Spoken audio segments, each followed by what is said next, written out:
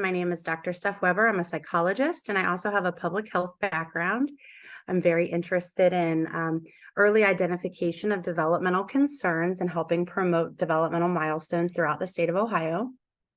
I do have a caveat. Yep, I was waiting for that to happen. My 3-year-old son is homesick. I canceled my babysitter because I didn't want to expose anyone else.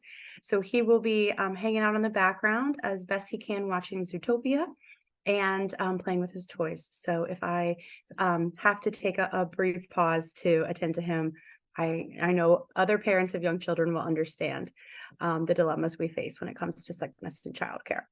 But I'm really excited to be here tonight to share about this initiative, the Learn the Signs Act Early program. Okay, go ahead and go potty. The Learn the Signs Act Early initiative is a program through the CDC's Bureau for Developmental Disabilities. And so people oftentimes think the CDC is just vaccinations and immunization work and public health crises, but there's a big department that focuses on developmental disabilities. And so tonight we're going to talk about acting early for your young child's healthy development. As Joan mentioned, I'm a licensed clinical psychologist at the University of Cincinnati College of Medicine, which is affiliated with Cincinnati Children's Hospital. There's a link to my bio. There's also a link to the leadership program that I am the associate and training director for. We have 2 of these programs in Ohio, one in Cincinnati and one in Columbus. And I work within the Division of Developmental and Behavioral Pediatrics. And there's my direct email there as well. My pronouns are she and her. And we'll get going. So when we think about developmental milestones in the world of Learn the Signs Act Early, we are looking at these 5 main areas or domains. Cognitive development, which is more of the problem-solving organization types of skills. Social development, which is an individual's way in which that they get along with others in their environment. Emotional development, which I think of more as the internal ways in which people can navigate their world. So understanding how I'm feeling in the moment and then making a behavioral response. Physical development is more of what we think of in terms of fine and gross motor. So big muscle movements or small muscle movements like running, jumping, climbing, or feeding oneself, buttoning pants, things of that nature. And then communication could be things such as receptive understanding or expressive understanding. And so that is more of how does one take in information from their environment, make sense of it, and then how does one produce speech. Another area is articulation. And so it's how clearly does the child produce the speech that is understandable to others.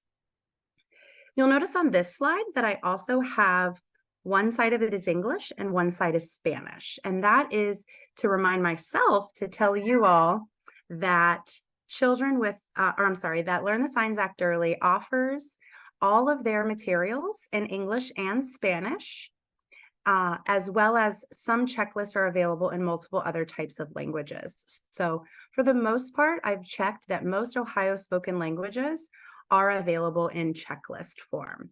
Some other materials are also available, and I'll talk about that later. But the app that I'm going to be spending most of the time talking about tonight is available to toggle between English and Spanish, and I'll show you that later.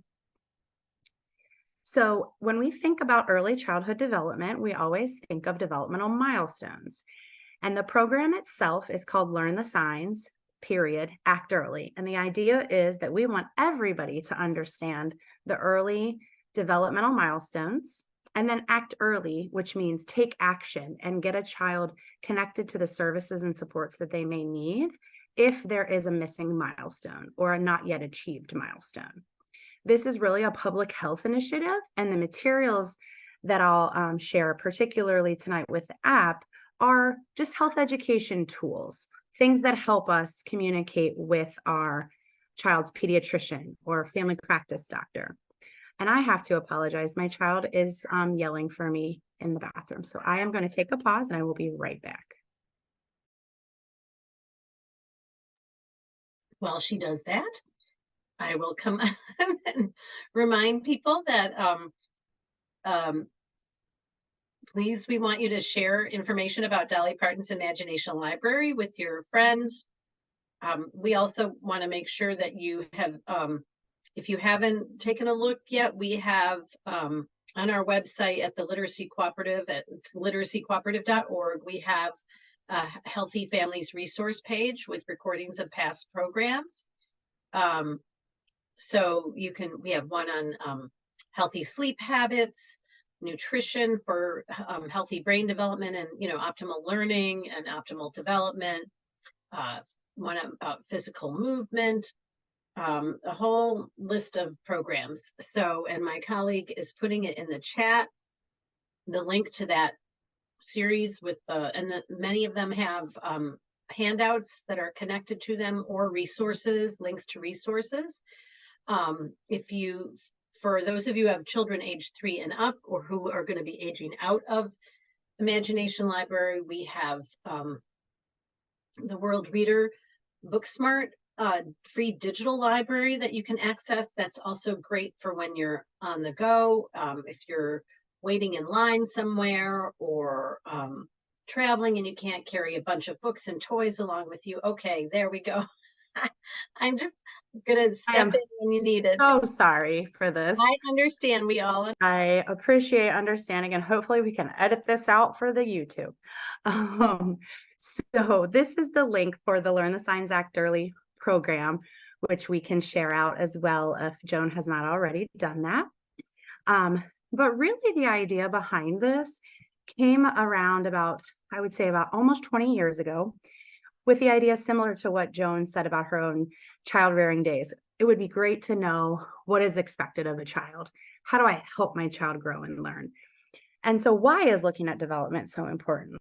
Well, based on national surveys and health records, we know that about 1 in 6 children has a developmental disability, but less than half of them are identified before they start school. So we have thousands upon thousands of children who are missing critical periods of growth and development and possible early intervention.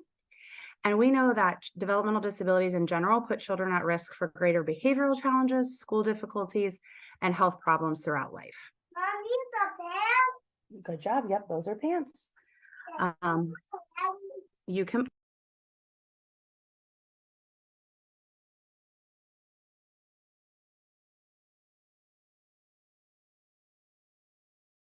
I am so sorry again. So the keys to healthy child development are really to identify and address concerns as early as possible. We know that interventions are going to be more likely to work for families.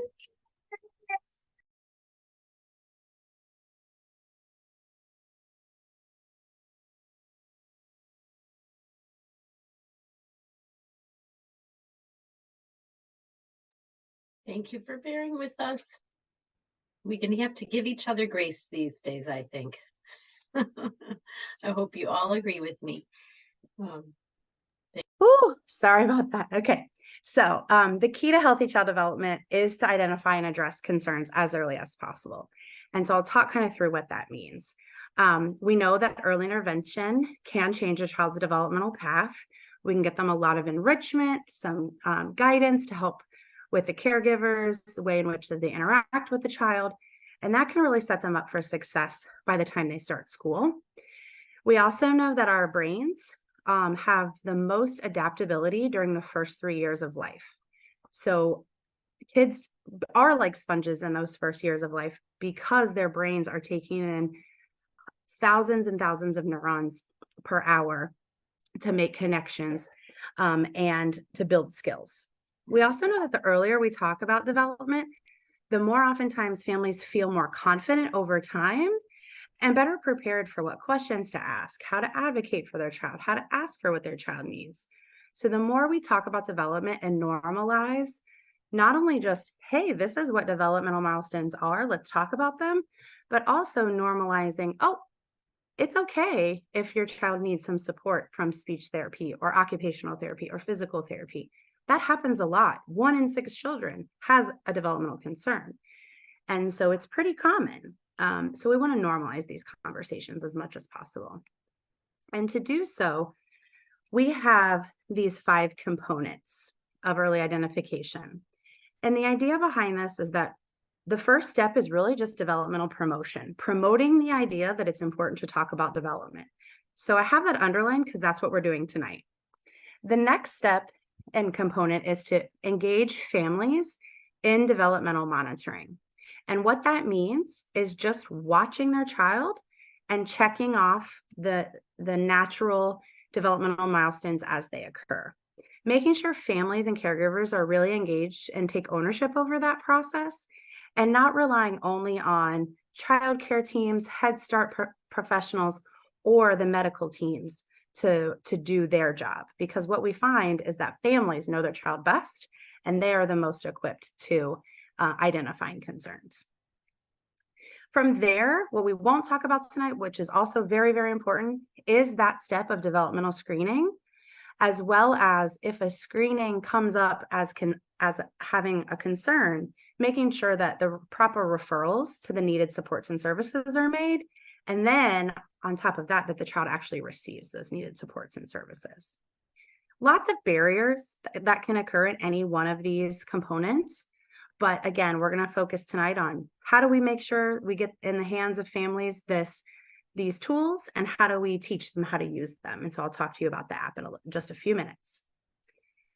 So some folks may not quite understand the difference between, okay, what is developmental monitoring and what is developmental screening? So I really like this Venn diagram that helps folks understand developmental monitoring is much more natural. It can be done by caregivers, teachers, and it's more of this ongoing process that happens from the time a child begins life all the way up in this, what the materials that I share, all the way up to age 5. So a sample tool is the Learn the Signs Act Early Milestone Checklist, or the app.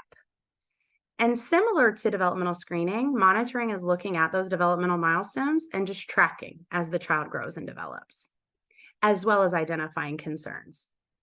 Now, on the flip side, we have screening, which is a much more formal process using a specific tool. And oftentimes this is done by trained professionals, either in the medical field or the education field. So they have to have specialized training to use specific tools. And folks may have heard of one of the main tools that's oftentimes used is called the Ages and Stages Questionnaire, or the ASQ. It is also recommended that all children, no matter if there's a developmental concern or not, be provided with a developmental screening at 9 months, 18 months, and 24 or 30 months. Doesn't matter where you live, doesn't matter anything about your demographics. It's very important that all children receive that screening. And if they don't receive it, then parents can ask for it and ask why not. Other specific pieces about that screening process is that there are also recommendations for every child to be screened for autism at 18 and 24 or 30 months as well, with a specific screening tool geared towards autism spectrum disorder. So that being said, monitoring and screening are definitely different, but they go hand in hand. So when we think about monitoring, we oftentimes want to make sure that families have these materials in their hands. So these are just some examples of the materials that are put forth for free on the CDC's Learn the Signs Act Early website. Particularly, our program way back when started with this Milestone Moments booklet. Again, it's available in English and Spanish. It's a nice little kind of diaper bag sized book that has all of the developmental milestones for all 5 of those areas of development from 2 months to 5 years. Similarly, this is the app flyer. And so if you want to take some time now, or as I'm talking this evening, to go ahead and download on your smartphone or tablet this CDC Milestone Tracker app. It is a free download on App Store or Google Play, so you can get it on iPhone or Android products. And this is what the icon looks like: a blue background, a CDC logo, and the colorful path in the middle. That is all of this information from the Milestone Moments booklet, put in app form, and then given lots of other cool features that I'll talk about later. In addition to these two resources, the CDC Learn the Signs Act Early program also has 3 children's books. The first is here highlighted. It's a 1-year-old book. It's called Baby's Busy Day. It's a free board book for 1-year-olds and has developmental tips and ideas, as well as everything that the baby is doing in the book is what we would expect a 1-year-old to do. Similarly, we have a 2-year-old book called Where is Bear? And then we have a 3-year-old book called Amazing Me, It's Busy Being 3. As you can tell, my 3-year-old is very busy this evening as well, even though he is sick. He's very busy. So lots of really great materials for families. And again, I can't emphasize, they're free to download. You can order them through the website for free. And so just a little bit more about where do these milestones come from? So the milestones were updated and published in February of 2022 in one of the main academic journals in our field called Pediatrics. The title of it is called Evidence-Informed Milestones for Developmental Surveillance Tools, and the link is shared there at the bottom.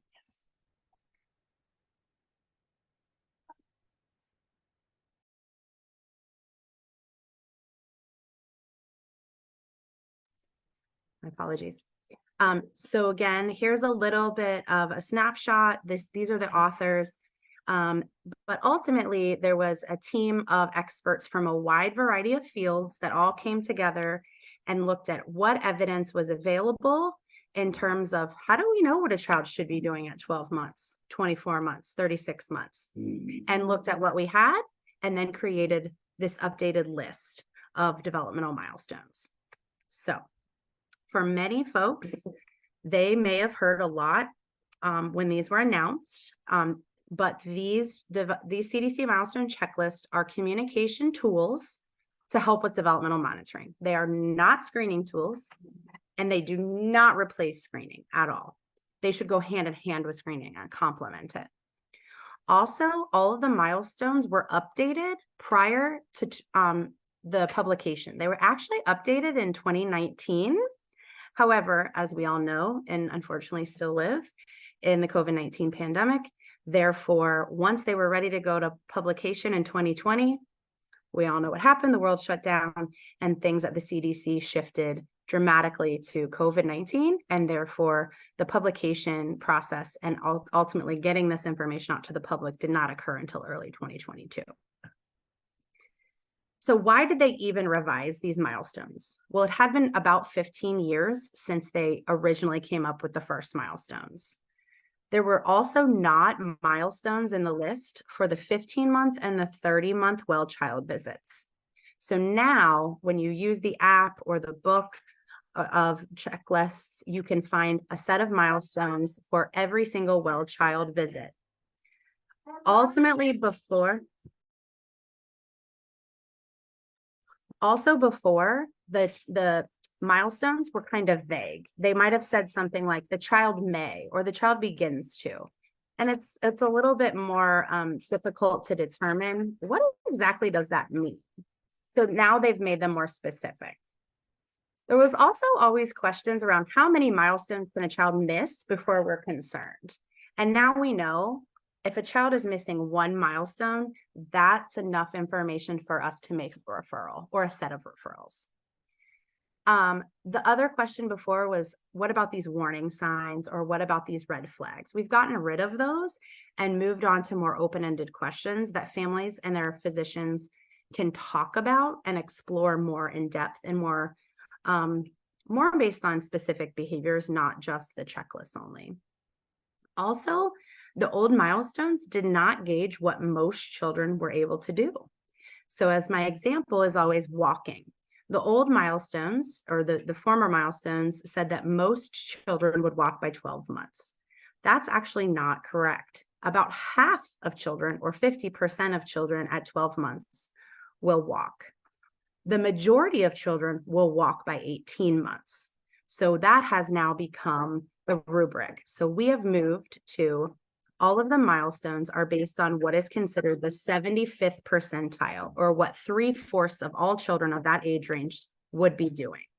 So for example, at 18 months, 75% of all children are able to walk and ambulate on their own. Therefore, if a child is not walking by 18 months, they're probably in that bottom 25%. And therefore, that would warrant a referral for services to help with walking. So, as I mentioned, traditionally, the old milestones used the 50th percentile, or what was the average. Now we're using 3/4 of what children can do. So it really is a more reflection of what most children can do. And then before, if a child was in the 50th percentile, and for example, my son didn't walk until 13 months. So he was probably in maybe, let's say, the 60th percentile. That can cause unnecessary parental concern because he was still in the top 75%. He just wasn't right at that 12-month 50th percentile mark. And so oftentimes what happened before is that resulted in this wait and see approach. And a lot of times families would say, oh, my doctor told me, well, let's wait and see. They'll probably catch up by the next visit. Or vice versa, doctors would say, families don't want a referral. They just want to wait and see how it goes till the next visit. And so now by having the most, which is that 75th percentile for the milestones, we know that if a child is missing a milestone, it is time to act. My recommendation is always the rule of 3 in terms of the actions. So those actions would be an early return visit. So even if the child is at the 15-month visit and they're not supposed to come back.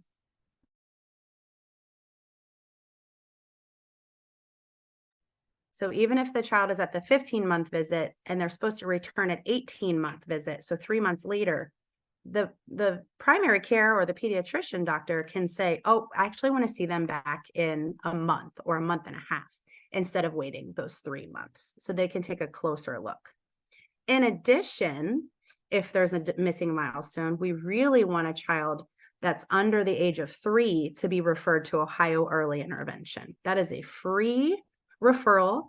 It's available in all 88 counties, and there is information through Ohio Early Intervention. Families can self-refer. They do not need a doctor or a specialist referral. They can just call and have someone come out to evaluate their child.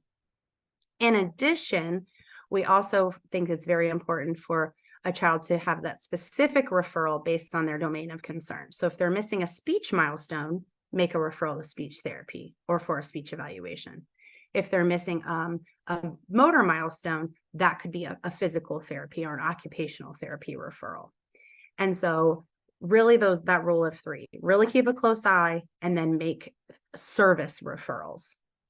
If a child is over 3, that early intervention referral becomes a referral to the child's local school district. So for example, my son lives in the Cincinnati Public School District. Therefore, at age 3, we had a referral and got an evaluation from Cincinnati Public Schools to see if he would qualify for preschool special education.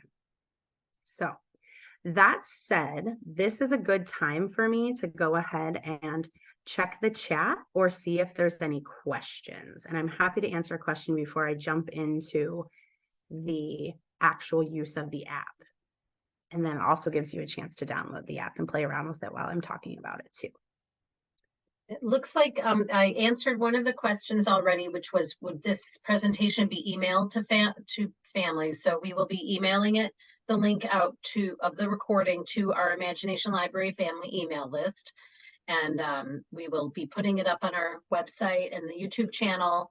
And we'll have the links for the app and the website when we do that. So, so far, so good. Excellent. Great. Well, I will keep going. So really our focus tonight is the app and use of the app. And so again, as a reminder, this is the app flyer. This is the old logo, but it's very similar now. And it is available in Spanish, available on both Google Play and App Store, or you can Google all the information just on a browser at cdc.gov/milestone tracker. So once you get in, I've taken some screenshots because I really think that the features are fantastic. So as you can see, I skipped one. Okay. So as you can, left to right is how I'm going to go. So the first screenshot here is the main menu.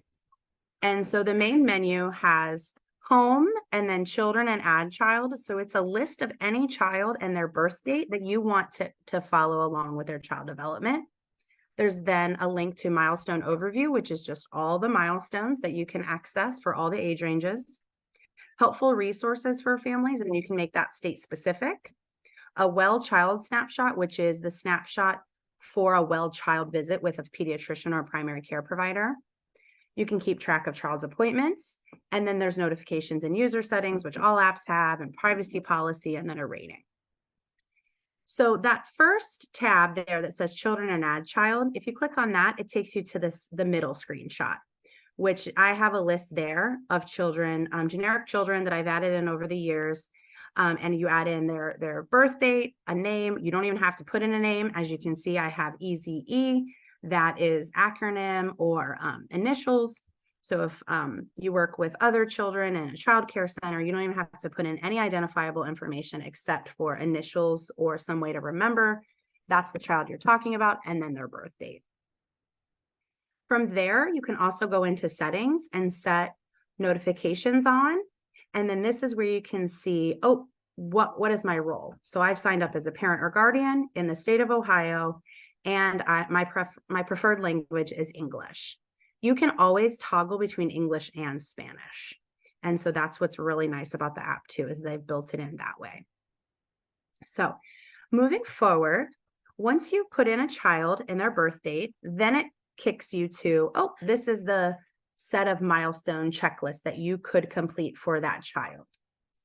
Therefore, then you go into the milestone checklist, and you also have other choices underneath, such as when to act early. So some tips and tricks for that age range on when to act early. You can create a summary once you complete the checklist. There's other tips and activities just to promote developmental milestones and just healthy attachment and child development. There's your well child visit snapshot, so what's expected in a well child visit at that age, as well as resources. So once you click on milestone checklist, then that takes you to the middle snapshot, which is what does the actual milestone overview and checklist look like. So each of the domains of development are there at the top. So you have a social set of questions and milestones, language, cognitive, movement, and then when to act early. And so you can either click through and just read those milestones, or on the far right side there, you have actual milestones that you would click for a child. And it's a statement. So knows familiar people is an example of a milestone at 6 months of age. You can say, yes, that child has that milestone. I'm not sure if they have that milestone, or they don't have it yet. And you also have a space to type in any notes to remind yourself, oh, you know, this child may seem to know familiar people like mom, but it surprises me that they don't necessarily respond to familiar people like grandma and grandpa yet. Something like that. And then it goes through all the milestones for those age ranges and in those domains. There's also images for each, or videos, and those are part of what we call our milestones in action. So families can actually see what that looks like, or watch a snapshot, a video clip of what that would look like in real life. Moving forward, once a whole set of milestones for an age range are completed, then you can have a child's well child visit snapshot created. So you can put in information about the visit date for the well child visit. What were the information pieces that you received at the well child visit, such as height, weight, whether or not the screening was done then, whether concerns were shared, and any notes. And it also has tips and tricks on when to act early. So if a missing milestone occurs during a checklist, the app itself will show up saying, these are the milestones that the child has not attained yet. Make sure to talk about these with your child's doctor. And then it also gives families tips on what to say. I am concerned about my child not doing this. Additionally, once a family fills out a checklist for a certain age range, that can be created into share the results or share the milestone checklist. And it turns into an app that you can see. I took a snapshot here on the far right side that you can email directly to a pediatrician's office. And that's really nice, because then they can just take and put that into the child's record, and they know ahead of time what you're seeing as a parent or caregiver. Additional features of the app are these call outs, like important tips. So if you feel unsure or have more questions, it's okay to talk to the doctors and other people in your child's life. If you've been given a referral and have trouble, here's the things that you can do. If you've been told to wait and see, basically we say no, thank you. I don't want to wait and see. I really want to get another perspective, or I want to get a referral. Additional features of the app include just tips and activities, as you can see here, things just related to play, speech and language development, cognitive development. And so you can favorite these, or you can set reminders for when you might like to try those activities out with your child. Additionally, because I have a setting for Ohio, it also takes you to specific helpful resources within your state. So you can get linked to the early intervention. You can get linked to Women, Infants, and Children, or the WIC program. You see that there's an early Head Start tab, childcare programs, home visiting programs, and then other parenting information from the CDC is also built into the app. Additionally, I would just wanted to make a call out of our overlap with other CDC materials around child development and positive parenting practices. So if you just search child development CDC, you can come across these positive parenting tips that are available for all age ranges up through 17 years. And then once you click in, this is what the page looks like. So you can see, oh, here's some checklists for infants, toddlers, later toddlerhood, preschoolers, and so on. So there's really nice clickable links that both reference the Learn the Signs Act Early program, and then the Learn the Signs Act Early program references these positive parenting tips as ways to promote development. So a little bit more about Act Early Ohio. We are a program that just serves to get this information into the hands of families, physicians, childcare teams, early Head Start teams, anybody who works with and cares for children birth to 5. We have a social media presence on Facebook and Instagram. We also have a few of our videos on YouTube. If you have any questions, you can follow us and send us messages, or our email is actearlyohio@cchmc.org. We also have a website presence there on that link, the www.ucused.org/ActEarlyOhio, where you can order materials directly from us if they're not available on the CDC page for ordering. So there's also, again, my direct contact information. I'm happy to take emails and questions and anything like that. But I think it's just really helpful to follow along on our social media, because we have some really great social media parents. I call them my social media rock star influencers.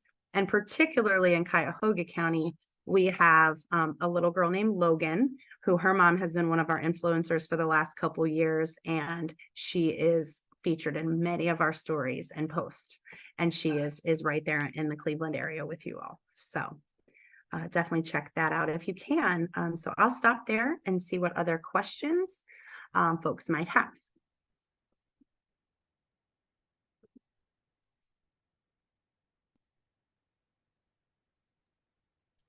I don't see any questions. Does anyone have any questions about the resource? Please go ahead and put them in Q&A.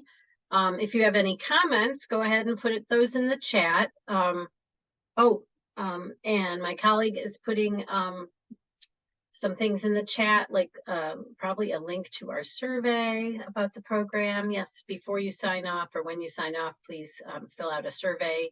I have a feeling that a lot of people are going to want to play around with the app, and then we'll have questions. Like, oh yes, please so for now, just play around with the app. Learning that it exists.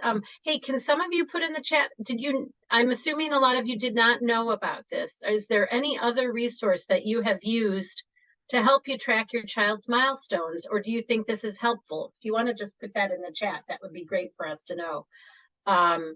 Like I said, I even though I have a master's in early childhood education and taught young children for years, when I was raising my son, I think this would have been helpful to me, and it's cool that it goes all the way to high school, or, Well, the app only goes to age 5. The the positive resources. parenting I mean, kits do, yes. the Some of resources, the sorry, resources through the resource CDC go through pages. high school. Yeah. Yes. Yeah. Mhm. Sorry, the apps for 5, because we know those first 5 years are that critical window when we get that intervention early on, it can really make a difference.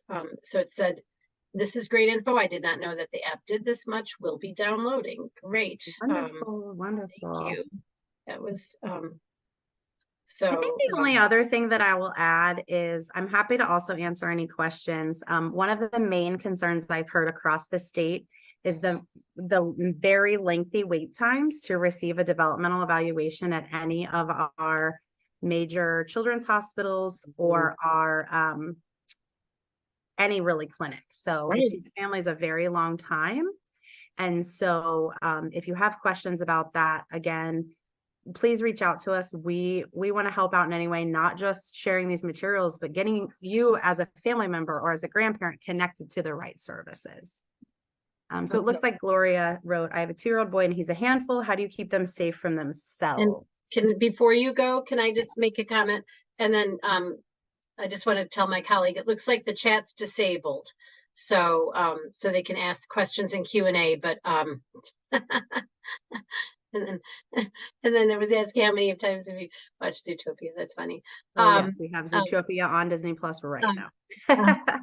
So oh, Zootopia Plus. Oh no, I don't know. I want to let people know that we have we just did a couple programs for as part of the series. We did one, a behavior chat, and it was stopping the meltdowns before they start, with a local expert and resource.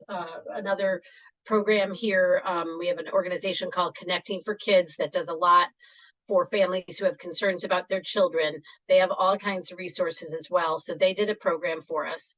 And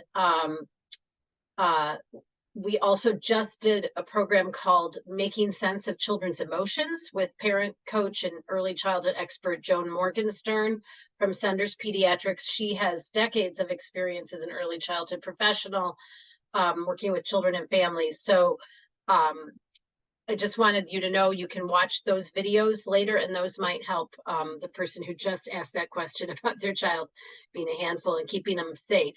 But go ahead, Dr. Weber, if you want to say anything about that. Yes, no, I think if you have concerns about safety that are above and beyond your ability to manage, definitely talk to the child's pediatrician. And when it comes to safety and behaviors, my mind always goes to someone like myself that's a child psychologist or has some behavioral therapy training. And wherever that is in your area, that could be a good connection from a pediatrician. They can help make a referral, but sometimes you don't need a referral to a behavioral specialist or behavioral therapist from a pediatrician. You can self-refer. And especially since the child is still 2, I would definitely make a referral to Ohio Early Intervention so they can come and help make an evaluation completely separate from the medical field and see if there's resources that you might receive from them and support from them. And 2-year-olds typically are can be a handful.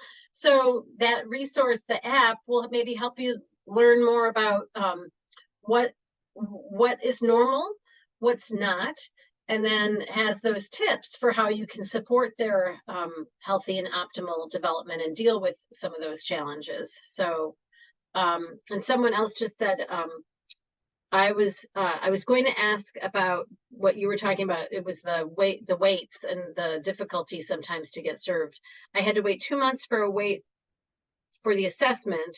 The 3-year-old boy is currently receiving speech therapy, but will need to switch locations for 2024 due to insurance changes.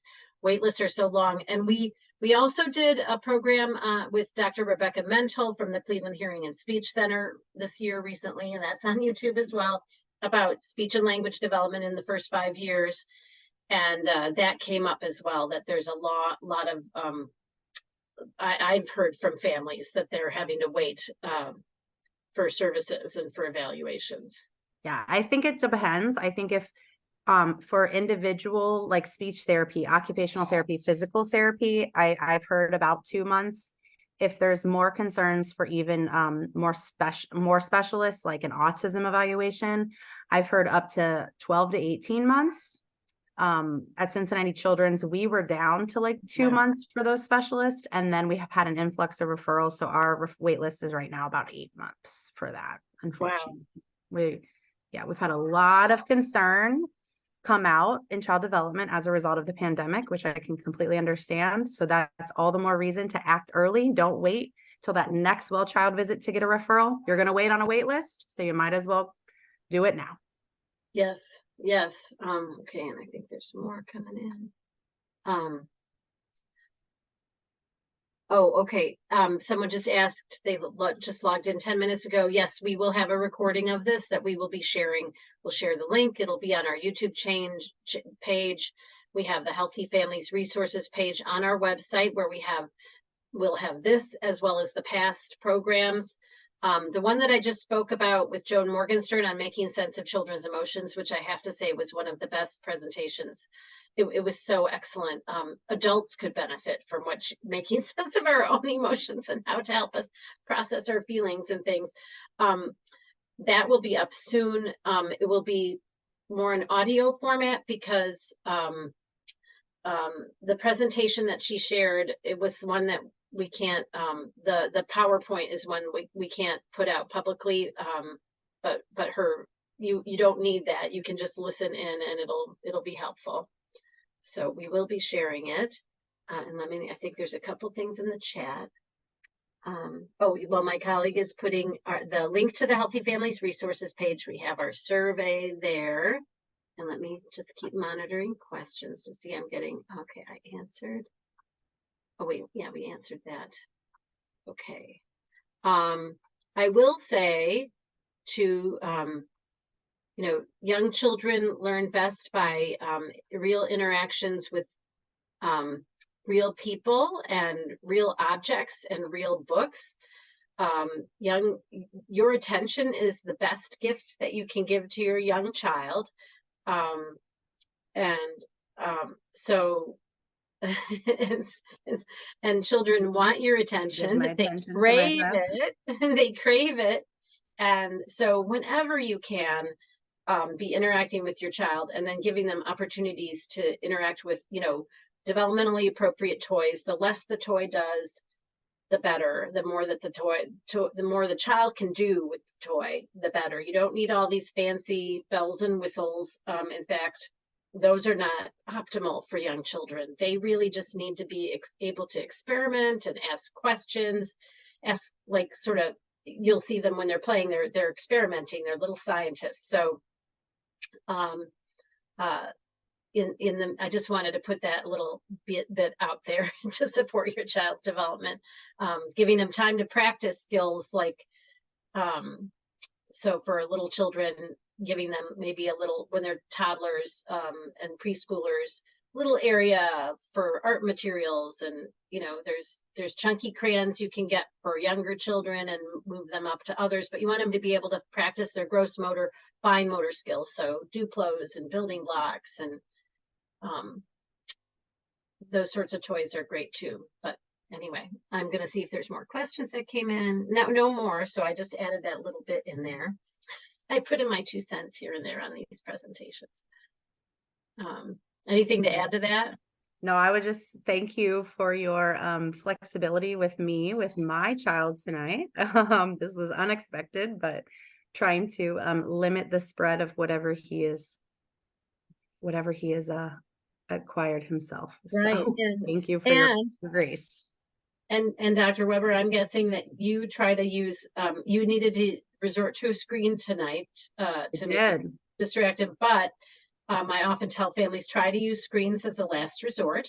And this is one of those times when they have a role to play, they do have a role to play, and then you choose what you're showing your child. Try to select high quality programming that's developmentally appropriate. Young children model what they see, and so I often recommend PBS Kids, but just try to when you have to, like in a situation like tonight, that is a really helpful. But for the youngest children, we want to really use screens as a last resort, because as I said, they learn best from real interactions with real people, real objects. That's how they're Absolutely. going to make those milestones. If they don't have practice to, if they don't have time, if they're not moving around, if they're not experimenting, manipulating things, messing around with things, they will be less likely to hit those milestones. Absolutely. So as Yes, much and as you want. what you can't see behind me is that he gave up on the TV quite a long time ago and went to his art easel Oh, and good. into the other room to play with his sporting equipment. So at And least then, we have that going on. yeah, and then when you're in a situation like this, when you're doing something, if you set up your physical environment for your child in a way that's safe, you know, or have a safe area, one area that you can rely on where you know everything in there is safe for them, whether it's bookshelves that are anchored and there's toys that are safe for them and other materials where they can successfully maneuver and have some choices of activities, but you know that they're safe, that can be really helpful for parents. Am I right about that, Dr. Weber? Oh, yes, absolutely. Yes, yes, yes. Sorry, he brought me something he wants me to Okay. open. So, Okay. oh, goodness. So, well, I don't see any more questions. So, and we are going on almost an hour, and we actually like to keep these programs a little shorter. So I want to thank everyone again for attending. And you can see people are logging off, and please fill out the survey. And thank you, Dr. Weber, for sharing this resource. Of I course, hope, thank and you. those of you who are still on, if you do use the resource and you have some feedback, you know, about whether it is or isn't, you know, whether it's helpful to you, like I would love it if you would email me later. You guys get our emails. So if you found it useful, you know, we would love to know. We would love a little feedback if and how it's helpful. And I hope it is. And hope you take advantage. And we might try to share some of those pages or resources of the helpful tips and things with our families too via email. My colleague Grace, who's on today, helps me get some of that information out. So again, thank you for your flexibility too, for going ahead and trying to do this while your child is not feeling well and you couldn't have a sitter to help you. So Now we will go thanks snuggle. everyone. And yes, thank you. Slides are already to you, Joan. Okay, So great. feel free to We will share be those sharing. out as well with the links and the Great. information. But thank you all for your Excellent. grace and kindness. Thank you. Holidays. Take care. Happy, yeah, everyone take good care. And I hope everyone can stay. I hope a lot of you can stay healthy. Dr. Weber, I hope you stay healthy. Yes. Thank you. All right. Cool. Awesome. Thank you. Thank you. Bye, Yeah. everyone. Good night.